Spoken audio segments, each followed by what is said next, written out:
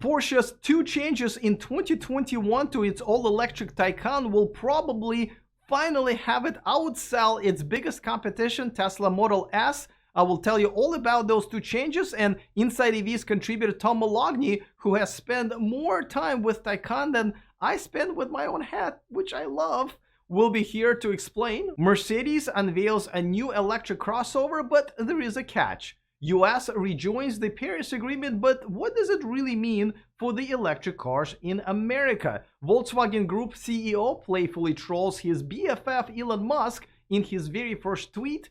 Tesla has another huge Model Y milestone. Chevy is trying to keep the second generation Bolt unveiling so secret that they will be doing it while you'll most likely be at a romantic date with your wife. A bit of a setback for the Mustang Mach-E, and Rivian may not make enough trucks this year to haul all the money the investors are throwing at it again. All of this is coming up next. Welcome to E4 Electric, your number one source of electric car scoop. If this is your first time here, go ahead and click on that subscribe button and the bell notification icon so you don't miss anything moving forward. Let's get to our top story, and I never thought that these words would ever come out of my mouth, but it looks like Porsche Taycan is set to outsell the Tesla Model S this year. Now, I gotta admit, I've never been a big fan of the Taycan, and I never understood why would anybody buy the Taycan, maybe outside of the Porsche hardcore fan base, over the Tesla Model S. The Model S does have a bit of a, better specs, and it costs much less. But as I reported last week, Porsche Taycan has sold over 20,000 units last year, with almost half of them coming in the last quarter. And even though Tesla does not report the sales of the Tesla Model S separately, it does look like the Taycan has outsold the Model S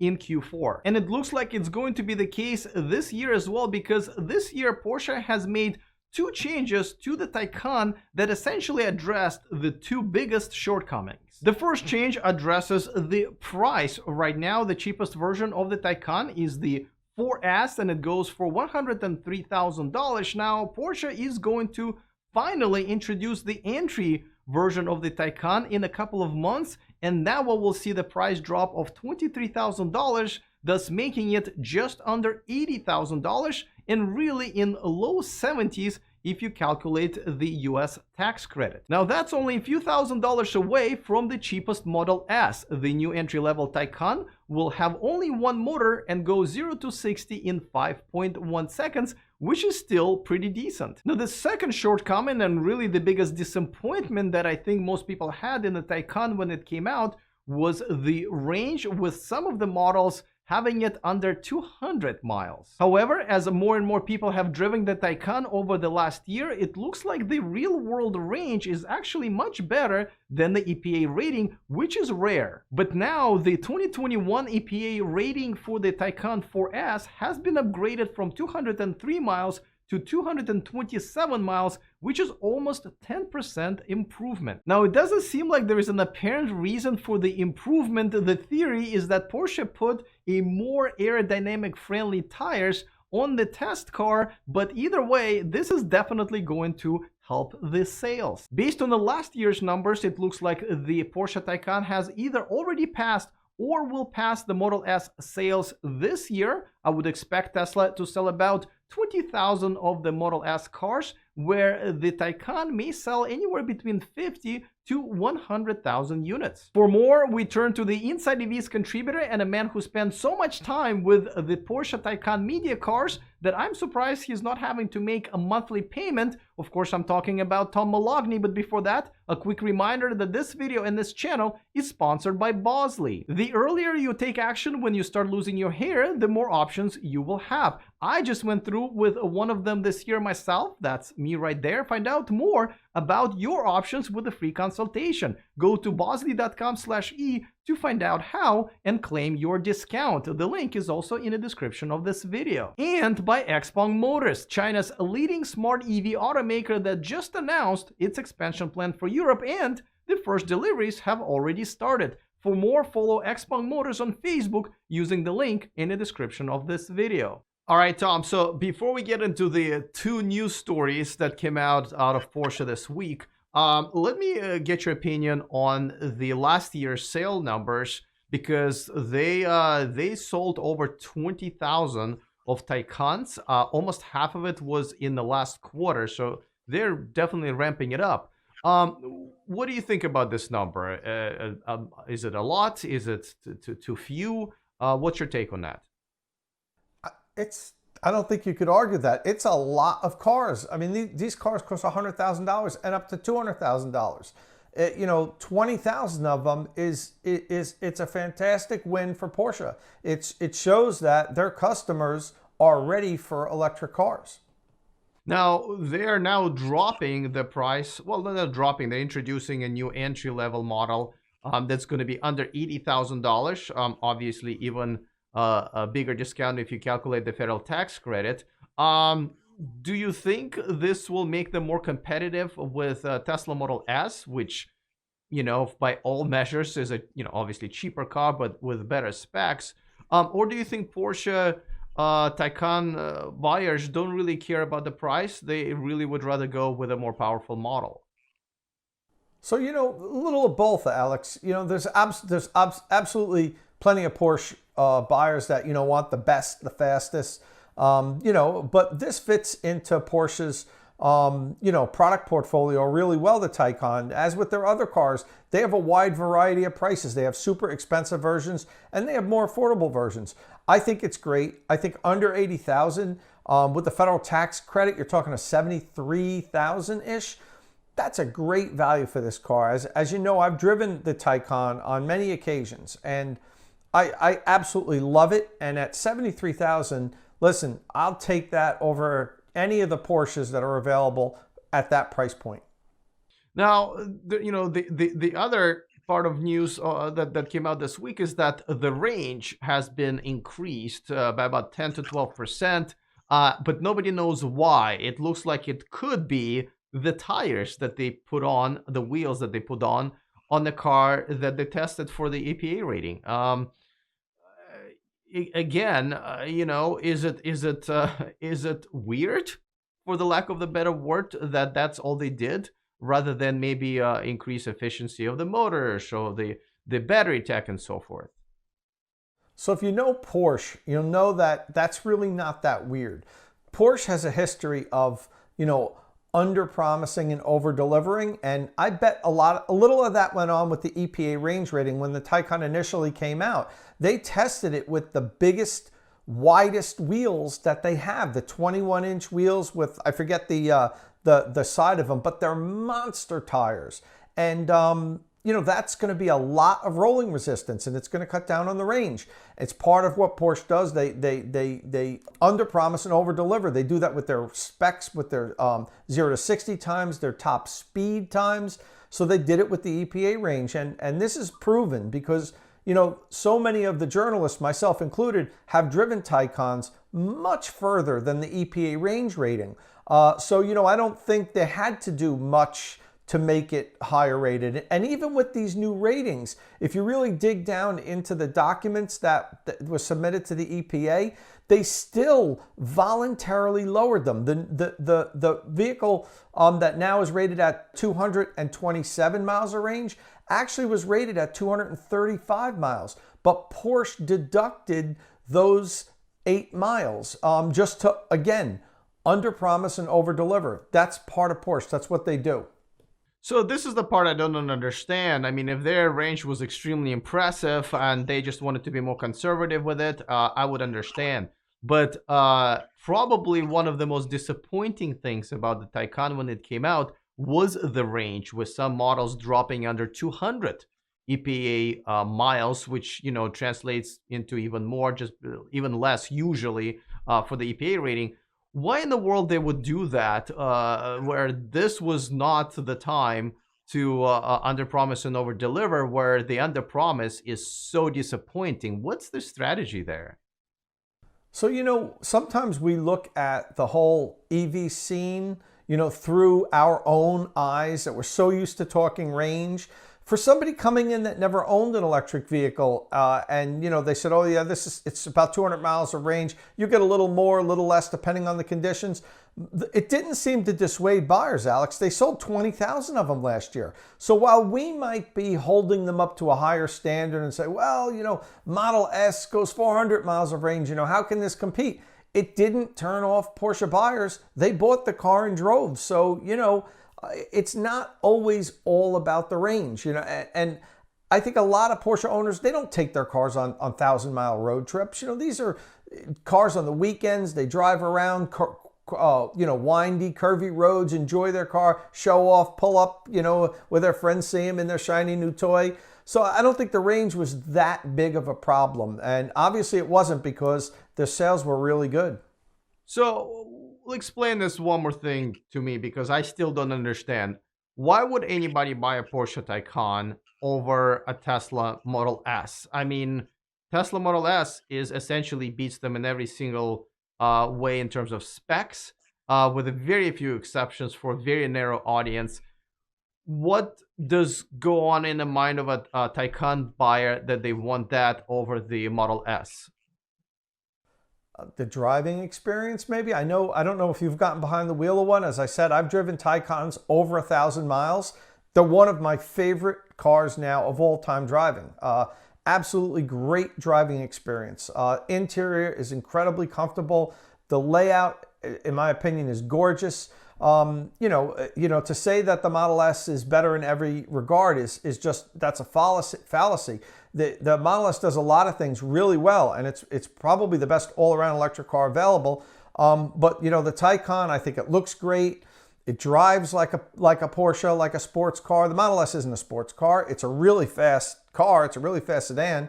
Maybe the new version is going to be able to compete on the world stage, but you give me a Taycan against nearly anything, and I'm not sure you're going to beat me unless it's just a flat out quarter-mile drag race. And the Model S wins that. It's close, but it wins it. But the Taycan in itself is a truly fantastic car, Alex. And if you're questioning why anybody would want it, then you haven't spent time in it to really see how good of an electric car it is. Now, did you know that Tom has his own YouTube channel?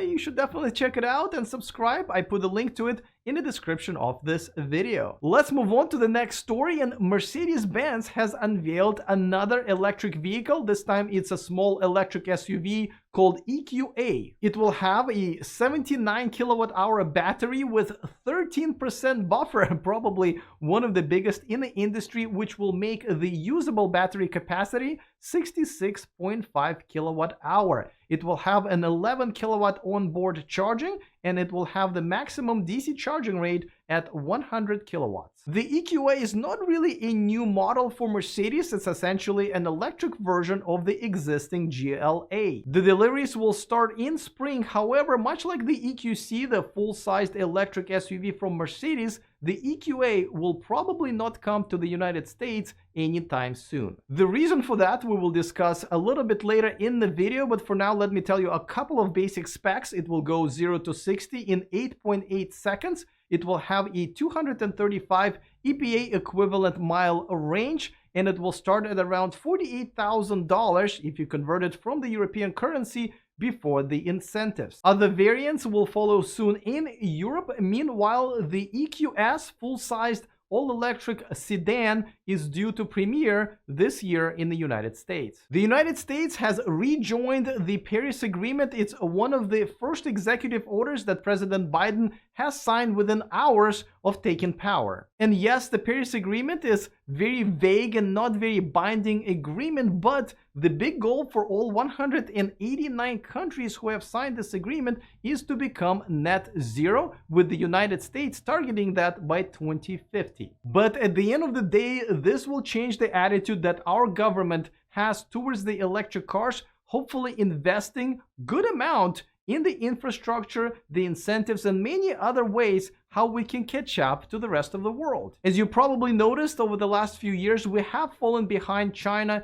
and Europe that are much more attractive markets for the automakers. that are selling electric vehicles, with the last story being a great example, with Mercedes once again targeting their EQA for Europe only. And even though the Trump administration has decided to pull out of the Paris Agreement, many of our cities, almost half of our states, and many corporations have decided to follow the standards of the agreement voluntarily. The Volkswagen Group CEO Herbert Diess, that's the guy on your left, has finally decided to get himself a Twitter account, because apparently he hasn't gotten in enough trouble in the last couple of years, and the first order of business was to troll his best friend, Elon Musk. He did mention that he was looking forward to some productive discussions, which only tells me he has no idea how to use Twitter correctly. Now, he also addressed Elon Musk by saying, after all, our ID3 and e-tron have won the first markets in Europe. Now,